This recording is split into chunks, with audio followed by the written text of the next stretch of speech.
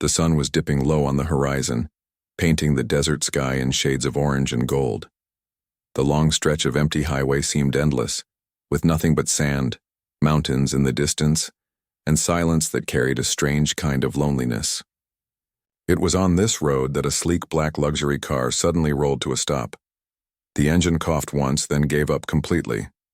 The man inside, wearing a sharp gray suit and a tie that spoke of money and power, pressed the ignition again and again, but nothing happened. The car was dead. He stepped out, frustration already boiling on his face. The air smelled faintly of hot metal, and the man tugged at his cufflinks, as if even they were part of his problem. He was not the kind of person used to waiting, and certainly not the kind to be stranded on the side of a lonely road. His life was filled with meetings, deals, and people who jumped at his command. But here, in the middle of nowhere, his money and influence were useless. The mighty millionaire was just another man with a broken car. Minutes turned into what felt like hours. He loosened his tie, glancing at the empty road behind him and ahead. No cars. No help. The silence pressed harder. For the first time in years, he felt small, powerless, almost invisible. He tapped his phone but saw no signal bars. His perfectly polished shoes crunched the gravel as he paced in circles. Anger began to rise. "How can this be happening now?" he muttered. His life was built on control, but this was beyond it. Just when frustration was about to turn into despair, the distant hum of another car echoed faintly. He turned sharply, spotting an older but well-kept sedan approaching. Relief spread across his face but quickly turned into doubt. Would they even stop? People today didn't slow down for strangers. But to his surprise, the car slowed, then pulled over right behind his stalled vehicle. From the driver's seat stepped a young woman, dressed in a red plaid shirt and faded jeans. Her hair was tied neatly back, her face carrying the weariness of a long day's work. She looked nothing like the people he usually surrounded himself with. No designer clothes, no expensive jewelry, no aura of wealth. Yet there was something steady and calm about her presence, like she had faced storms before and had learned not to be afraid of them. She walked up with a cautious but kind smile. "Car trouble?" she asked, her voice warm but straightforward. The man straightened, his suit jacket as though trying to pull his pride back together. "Yes, it just stopped. Won't start again. I called roadside, but there's no signal here." She nodded, looking past him at the hood of his car. "Pop it open. Let me take a look." For a moment he blinked in disbelief. A stranger, and not just any stranger, but a woman who looked younger than him, was offering to help with something he barely understood. His pride made him want to say no, but desperation pushed the words out anyway. "All right." He pulled the lever, and the hood lifted with a heavy clang. The smell of overheated metal grew stronger. The woman stepped forward, rolling up her sleeves with practiced ease. She leaned in, her fingers brushing along the wires, pipes, and engine parts like someone familiar with the language of machines. The man hovered beside her, awkward in his suit. "Do you really know what you're doing?" he asked, the doubt in his tone sharper than he intended. She gave a small laugh, not offended but amused. "I'm no professional mechanic, but I've fixed enough cars in my life to know my way around an engine. Single moms don't get the luxury of calling for help every time something breaks." Her words carried a weight he didn't fully understand yet, but they struck something inside him. He stayed silent, watching her move with confidence. She adjusted a loose cable, tightened something with her bare hands, then wiped a smear of grease from her fingers onto her jeans without a thought. The millionaire stared. This was completely outside his world. He was used to people in gloves, uniforms, people who worked because he paid them. But here was a stranger, working for nothing but kindness. Minutes passed. The desert breeze carried a quiet tension between them. He found himself studying her, not just what she was doing, but who she was. There was a strength in her eyes, a patience he hadn't seen in boardrooms or meetings. She didn't complain, didn't look annoyed. She was simply helping. Finally, she leaned back, brushing a strand of hair from her forehead. "Try it now," she said, motioning toward the driver's seat. He obeyed, sliding behind the wheel. For a brief moment, he felt foolish taking orders from someone he had met only minutes ago. But he pressed the ignition. The engine coughed, then sputtered, then roared weakly back to life. Relief surged through him. He stepped out, almost surprised, at how quickly she had managed what he couldn't. "You actually fixed it," he said, sounding both impressed and humbled. She shrugged, giving a modest smile. "It's only temporary. You'll need a real mechanic once you get back to the city. But at least now you won't be stuck out here all night." Her words were simple, but to him they felt like a lifeline. He realized something then. Money couldn't have saved him in that moment. Only kindness could. And it had come from someone he never expected. The woman walked back toward her own car, dust clinging to her shoes. The millionaire felt an unusual pull in his chest, a curiosity he hadn't felt in years. Something about her made him want to know more, to understand her story. He called out, "Wait, what's your name?" She paused, turning her head slightly. The fading sunlight painted her silhouette in gold. "Natalie," she replied softly. "And you?" He hesitated, then said, "Daniel." His name usually carried power, reputation, weight. But when she looked at him, it felt like just a name. No titles, no status. For a moment, they stood there, strangers on a road that had unexpectedly connected their worlds. Neither of them knew then how this simple encounter would change their lives forever. And as the sun disappeared behind the mountains, Daniel realized that sometimes the most unexpected breakdowns lead to the most important beginnings. The engine hummed weakly but alive, and for Daniel, that sound was more comforting than any symphony he had ever heard. He stood there for a moment, unsure of what to say. Gratitude was not something he expressed often. In his world, people did things because they were paid, because contracts bound them, or because they wanted something in return. But here was Natalie, a complete stranger who had rolled up her sleeves without hesitation and saved him from hours, maybe even a night, stranded on the side of a lonely road. He cleared his throat, searching for the right words. "Thank you," he said simply, though the weight behind it was far greater than he expected. Natalie gave a small shrug as if it was no big deal. "Don't mention it. Everyone needs a little help sometimes." Her tone was casual, but the words struck Daniel deeply. Everyone needs a little help sometimes. He wasn't used to being on the receiving end of help. He was the one who gave orders, who wrote checks, who solved problems with the flick of a pen. Yet, out here in the desert, stripped of cell signal and convenience, he had been helpless. And she had stepped in without a second thought. As she started walking back toward her car, Daniel felt an unexpected panic rising. He didn't want this moment to end just yet. Something about her presence, about her steady calmness, made him feel grounded in a way he hadn't felt in years. "Wait," he called, his voice carrying over the quiet hum of the desert. Natalie stopped, turning back toward him with a questioning look.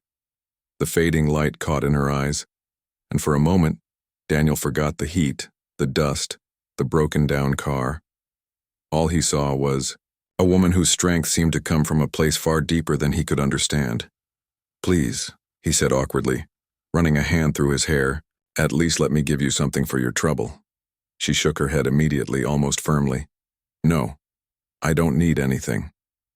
"That's not fair," Daniel insisted, slipping into the tone he often used in negotiations, though softer this time.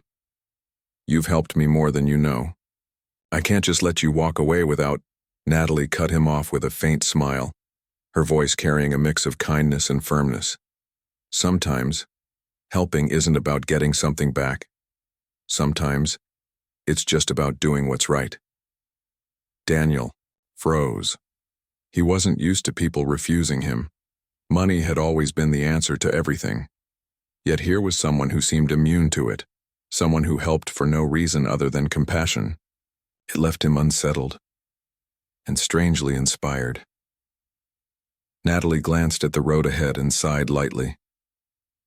"Besides," she added, If I were stranded out here, I'd hope someone would stop for me too. Life has a way of giving back what you put into it. Her words lingered in the air, heavier than the warm desert breeze. Daniel found himself nodding slowly, though inwardly he was reeling. This woman, this stranger, was speaking truths he hadn't heard in boardrooms, in conferences, or in the lavish halls of wealth. "You know," he said after a moment, almost sheepishly, "you're braver than most people I know. You stopped for a stranger in the middle of nowhere. That's rare." Natalie chuckled softly. "Or foolish." She glanced back at her car and then at him. "But I guess I've learned not to judge people by appearances. You never really know who needs help until you look past the surface." Daniel's eyes lowered, and for a moment he felt exposed. She didn't know who he was, didn't know his wealth, his power, his name that opened doors. To her, he was just a man with a broken car. And oddly enough, he liked it that way. For once, he wasn't defined by money. He was just human. "Do you live nearby?" Daniel asked, curious about this woman who had appeared like a miracle in the middle of his misfortune. Natalie hesitated, then nodded. "A small town, about 20 miles from here. Nothing fancy, just home. And you work with cars?" A faint smile touched her lips, though it carried a hint of tiredness. "Not exactly. I work 2 jobs, waitressing during the day and helping out at a local garage in the evenings when they need me. I've picked up a few tricks from watching the mechanics, that's all." 2 jobs, 20 miles away. A life that sounded worlds apart from his own. Daniel studied her face, noticing the faint shadows of exhaustion around her eyes, the kind that comes not from one long day, but from years of carrying weight heavier than most people could imagine. "You must be exhausted," he said quietly. Natalie shrugged again, this time with a resilience that impressed him. "Exhausted, yes, but grateful too. I have a daughter waiting for me at home, and she gives me more strength than I thought I had." A daughter. Daniel felt a strange tightening in his chest. She wasn't just a kind stranger. She was a mother, balancing jobs and responsibilities, yet still stopping to help a man she didn't know. He couldn't wrap his mind around it. There was a silence then, filled only by the quiet ticking of his car's engine. Daniel searched for words but found none that seemed enough. Natalie, on the other hand, seemed unbothered by the silence. She had the calmness of someone who didn't need to fill every moment with words. Finally, she broke it herself. "Your car should get you to the city, but don't push it too hard. Once you're there, find a mechanic." Daniel nodded slowly. "Right. Of course." He wanted to say more, to ask more. But the words caught in his throat. He wasn't used to being vulnerable. And yet around her, vulnerability felt less like weakness and more like truth. As she turned back toward her car again, Daniel realized something important. He didn't want this to be the last time he saw her. There was something about Natalie, something unshakable, something real, that he wasn't ready to let slip away into the fading horizon. But before he could think of what to say to stop her, his eyes caught something glinting on her hand. As she reached for the door handle, a small, simple silver ring. For reasons he couldn't explain, it caught his attention immediately. A ring meant something. And in that instant, curiosity flickered inside him, stirring a question he couldn't hold back. "Wait," he said, his voice carrying an urgency even he didn't expect. "What's that on your hand?" Natalie paused, her fingers resting on the car door, the soft shine of the ring catching the last light of day. She glanced down at it, her expression unreadable. Then she looked back at him, her eyes steady but filled with something deeper, something he didn't yet understand. And in that moment, Daniel realized this meeting was far from over. For a few seconds, the world seemed to stand still. Daniel's eyes were locked on the small silver ring on Natalie's hand, a ring that looked so simple yet carried a weight he couldn't quite place. It wasn't flashy or new. It wasn't the kind of ring someone would buy from a luxury store in the city. No diamonds, no gold, just a plain band, slightly worn, as if it had been through years of life right alongside her. Natalie noticed his gaze and gave a small sigh, as if she had been asked about it before. She turned her hand slightly, letting the ring catch the last rays of the fading sun. Her voice softened, dropping into a tone Daniel hadn't heard from her yet. "This? It's not what you think." Daniel tilted his head, curiosity rising. "It looks like a wedding ring." Her lips pressed into a faint, almost bittersweet smile. "No, it's my mother's ring. She gave it to me before she passed away. I wear it every day, not because I'm married, but because it reminds me of her strength." For a moment, Daniel didn't know how to respond. He had expected a quick answer, maybe even a polite excuse to end the conversation. Instead, what he received was something raw and deeply personal. Natalie continued, her gaze lowering to the ring as if she were speaking more to herself than to him. "When my mom was alive, she used to say this ring wasn't about gold or silver. It was about resilience, about never giving up, no matter how heavy life gets. She raised me alone. She worked day and night to give me a chance at a better future. And when she got sick, she made me promise to keep going no matter what.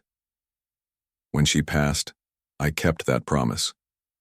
This ring, it's a reminder.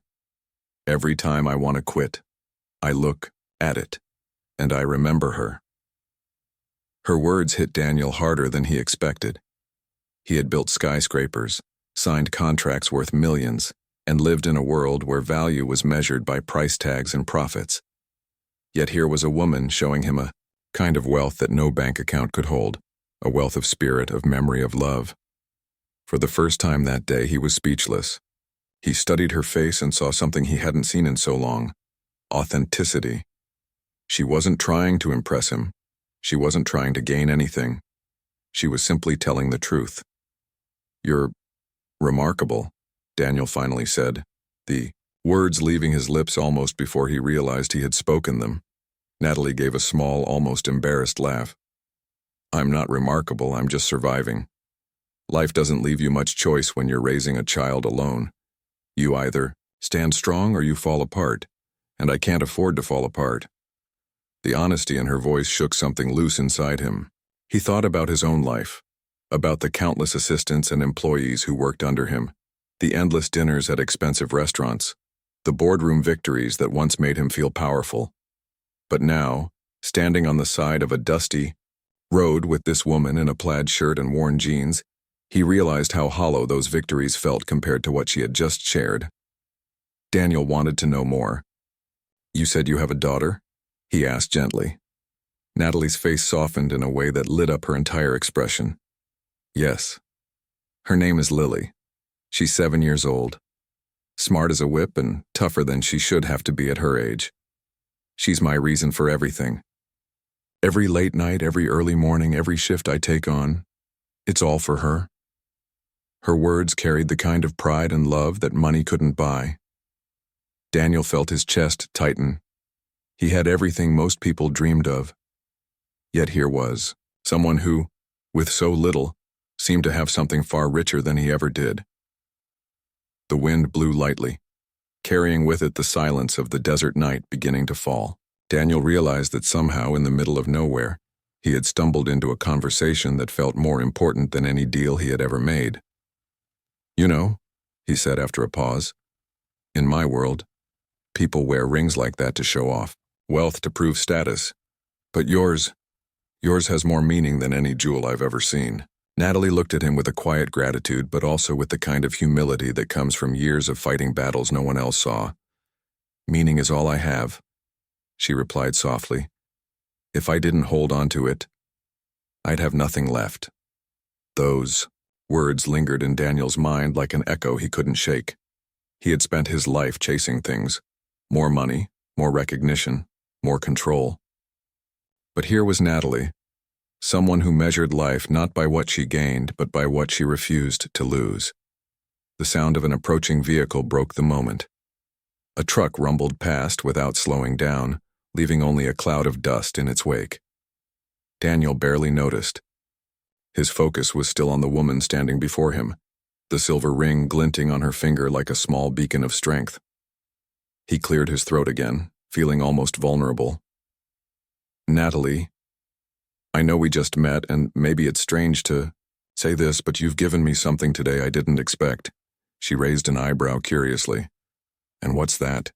Daniel exhaled, almost laughing at himself. "Perspective." For the first time since their meeting, Natalie's smile widened into something genuine, not just polite. Funny thing about life, it has a way of teaching lessons in the most unexpected places. Daniel nodded slowly, his gaze still on the ring. He realized that the breakdown of his car wasn't just an inconvenience, it was an interruption he needed, a pause in his relentless chase for more. And Natalie was the reminder that sometimes the things that matter most are not what we own, but what we carry inside us. As the sky darkened and the stars began to appear, Daniel felt a strange certainty settle over him. This wasn't the end of their encounter. It couldn't be. The universe didn't cross paths like this just to let them drift apart again. He didn't know how yet, but he knew he would see her again. And as Natalie finally opened her car door, the silver ring glinting one last time in the fading light, Daniel thought to himself, "This ring doesn't just carry her past, it may very well shape my future." The desert night had crept in quietly. The last streaks of orange had given way to the soft blue of dusk, and stars were beginning to scatter across the wide sky. The hum of Daniel's car still lingered, steady but fragile, like the whole machine was running only because Natalie had willed it to. For a long moment, neither of them spoke.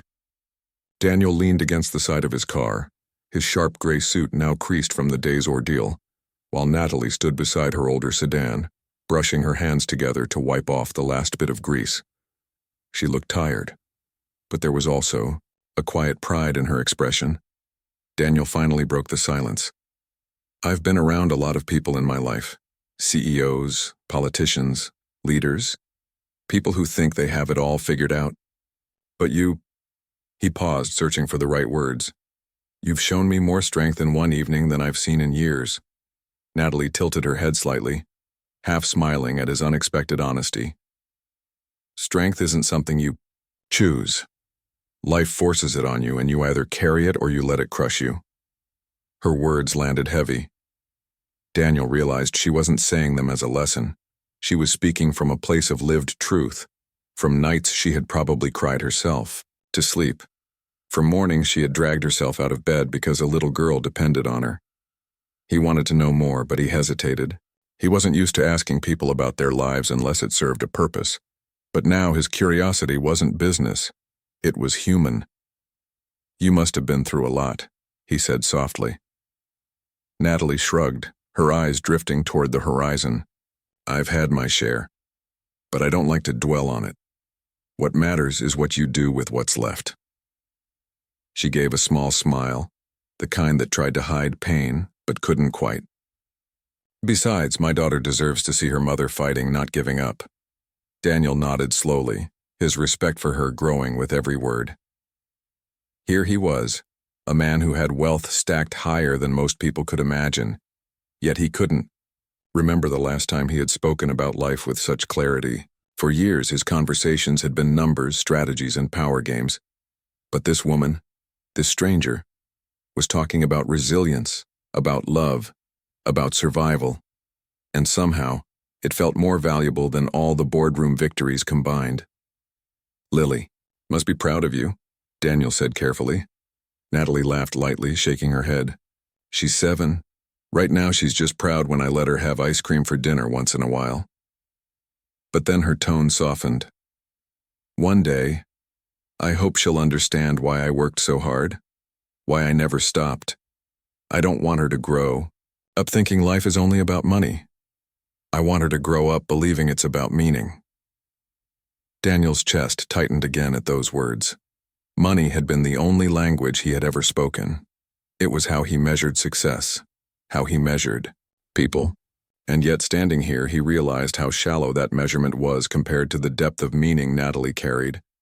He pushed himself off the car, walking closer to her. "You know, if more people thought like you, the world might look a lot different." She gave him a curious look. And how do you think? The question caught him off guard. He wasn't used to being asked things so directly, especially not by someone who had no idea who he was. He took a moment before answering. I used to think success was about being the biggest, the fastest, the richest, about winning. But right now, I'm not so sure anymore. Natalie studied him carefully as though weighing his sincerity. Maybe you're realizing success isn't about what you have.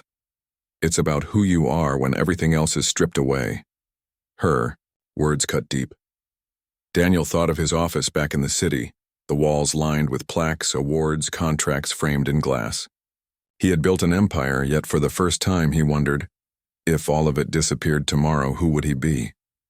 The silence stretched again, but this time it wasn't uncomfortable. It was thoughtful. The kind of silence that lets two people hear each other without words. Finally, Daniel spoke again, his voice quieter now. Natalie, I don't know how to thank you. Not just for fixing my car, but for this conversation. For giving me something I didn't know I needed. She looked at him with a small smile, one that carried both kindness and distance. You don't need to thank me. Just remember it. That's enough. Her humility struck him. Most people, in his life, were always reaching for something. Money, influence, favors. But Natalie asked for nothing. She gave, and then simply moved on. That kind of character was something Daniel realized he had rarely seen before. As the night deepened, the stars brighter now against the endless sky, Daniel felt a pull he couldn't ignore. He didn't want this to be the end. There was so much more he wanted to know about her, about the life she lived, about the strength she carried. Can I see you again? He asked carefully, almost nervously. It was a strange feeling for him, a man who was used to taking what he wanted without hesitation. Natalie looked at him for a long moment, her expression unreadable. Then she shook her head lightly. You don't need to see me again, Daniel. You've got your world and I've got mine. Her answer hit harder than he expected. It wasn't rejection out of rudeness. It was honesty. She wasn't playing games. She wasn't impressed by his suit or his expensive car. To her, he was just a man she had helped on the side of the road. But Daniel wasn't ready to let go. Maybe our worlds aren't as far apart as you think. Natalie gave a small smile, one that seemed to hold both kindness and finality. Maybe, but right now I need to get home to my daughter. That's my world. And with that, she opened her car door, sliding inside. Daniel stood there watching her, 1,000 words caught in his throat. He wanted to stop her, to argue, to convince her that this moment meant more than she realized. But something told him he had to let her go, for now.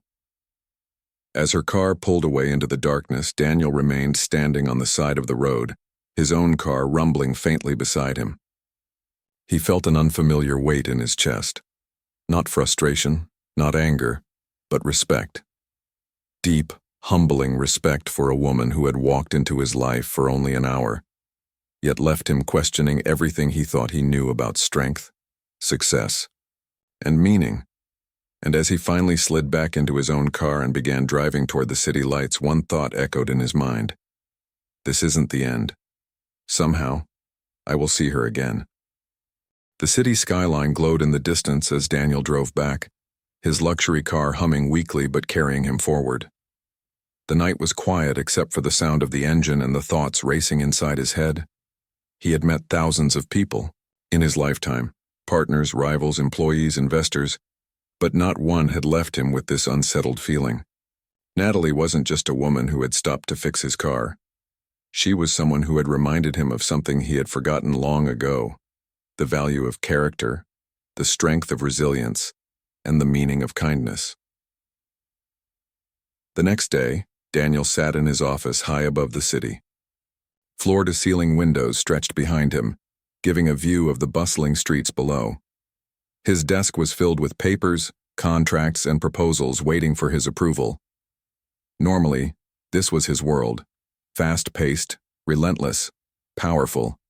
But today, None of it seemed to matter. His mind kept drifting back to the woman on that desert road, the way her voice carried honesty, the way her ring carried a story of survival and love. He couldn't shake the thought.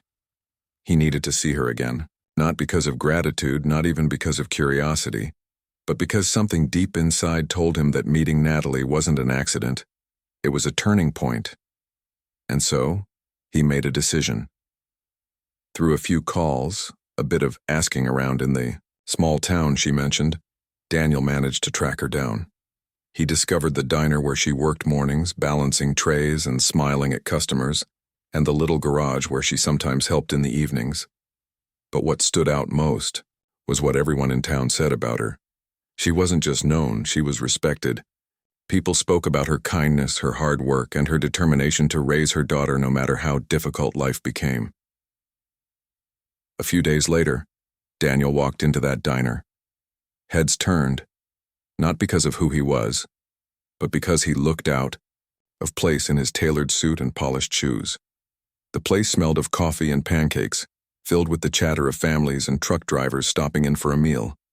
And there she was, Natalie balancing a tray with plates of breakfast, her hair tied back just as it had been that night, moving quickly between tables with a smile. When she finally noticed him, her steps faltered for just a second. Surprise flickered across her face, then curiosity. She walked over, placing the tray down at a nearby table before coming to stand in front of him. "Daniel?" she asked, almost as though she wasn't sure if it was really him. He gave a small, nervous smile. "I told you I'd find you again." Her eyebrows lifted slightly. "I didn't think you meant it." "I did," Daniel replied firmly.